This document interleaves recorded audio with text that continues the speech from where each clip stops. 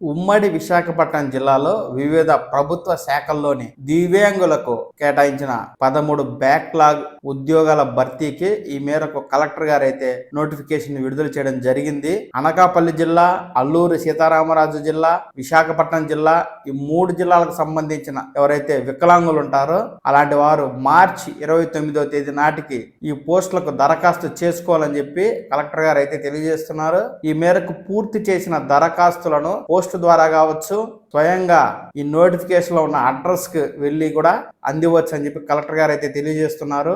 ఎవరైతే అభ్యర్థులు ఉన్నారో అలాంటి వారు దరఖాస్తు చేసే సమయానికి 18 సంవత్సరాల వయసు నిండి ఉండాలని, 52 సంవత్సరాలు దాటకూడదని, ఈ మేరకు ఎవరైతే అభ్యర్థులు దరఖాస్తులను పూరించి ఆ దరఖాస్తులను రాణి చంద్రమతి దేవి ఆసుపత్రిలో అందజేయాలని చెప్పి కలెక్టర్ గారు అయితే తెలియజేస్తున్నారండి. ఈ మేరకు ఈ నోటిఫికేషన్ అయితే ఇంకా అఫీషియల్ వెబ్సైట్ లో అప్లోడ్ చేయలేదు.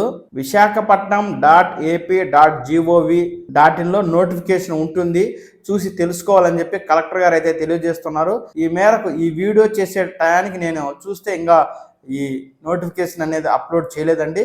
అండ్ కింద ఈ వెబ్సైట్ లింక్ అనేది డిస్క్రిప్షన్లో ఇస్తాను.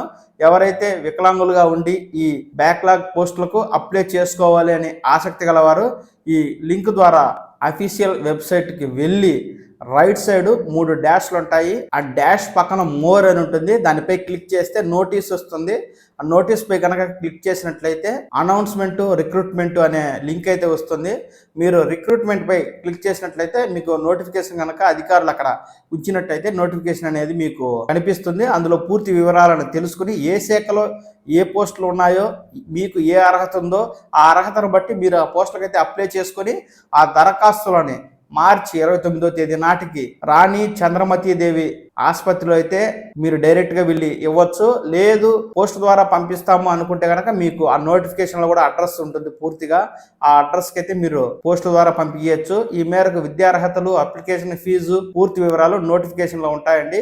కనుక ఎవరైతే దివ్యాంగులుగా ఉన్నవారు అనకాపల్లి, అల్లూరి సీతారామరాజు, విశాఖపట్నం జిల్లాలకు చెందిన 3 జిల్లాల వికలాంగులైతే ఈ పోస్టుకు దరఖాస్తు చేసుకోండి.